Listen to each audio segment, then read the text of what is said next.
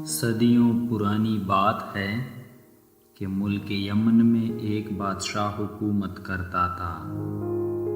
وہ بہت انصاف پسند اور رحم دل تھا۔ ملک میں ہر طرف امن و امان تھا۔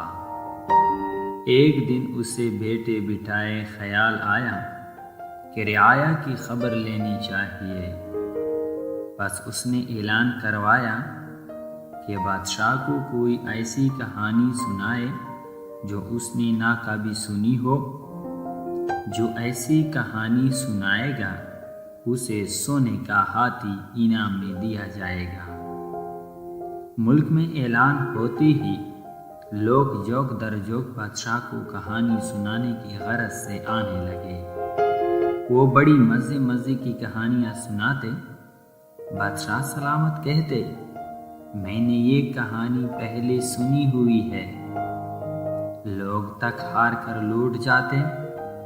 کہانی سنانے والوں نے چڑیا سے باز مروایا، کبھی کچھوے کو خرگوش سے ہروایا، کبھی درخت پر ہاتھی چڑھا دیا، کبھی مچھلی کو صحرا میں زندہ کروایا، دن کو الو اور چمگادڑ کی کہانیاں سنائیں۔ لیکن بادشاہ سلامت ہر ایک کو کہتے، میں نے یہ کہانی سنی ہوئی ہے۔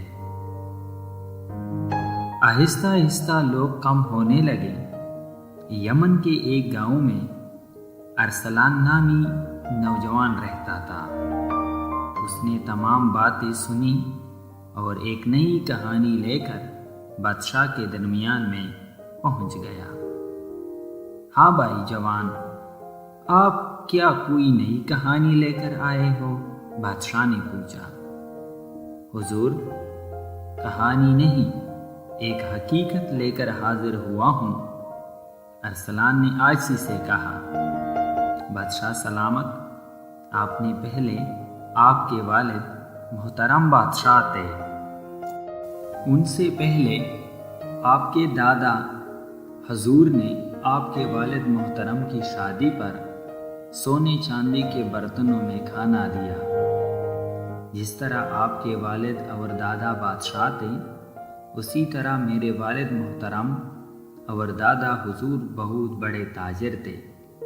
آپ کے دادا نے میرے دادا سے کچھ برتن ادھار لیے تھے، جن میں سونے کی 7 دیگیں، پرات، پلیٹیں، چمچے اور دوسرے برتن تھے۔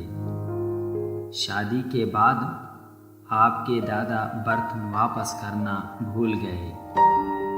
آج کل ہمارے حالات بھی کچھ بہتر نہیں ہیں، ورنہ آپ سے برتن نہ مانگتا۔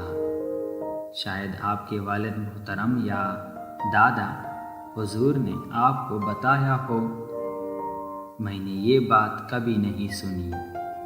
بادشاہ نے فوراً جواب دیا، اچھی بات ہے بادشاہ سلامت، آپ پھر سونے کا ہاتھی مجھے دے دیں۔ بادشاہ ارسلان کی عقل مندی پر بہت خوش ہوا اور کہتا کہ بات سنی ہوئی ہے تو اسے اتنے سونے کے برتن دینا پڑتے۔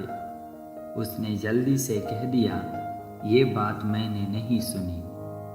دیکھو، ارسلان نے بادشاہ سلامت سے عقل مندی سے سونے کا ہاتھی حاصل کر لیا۔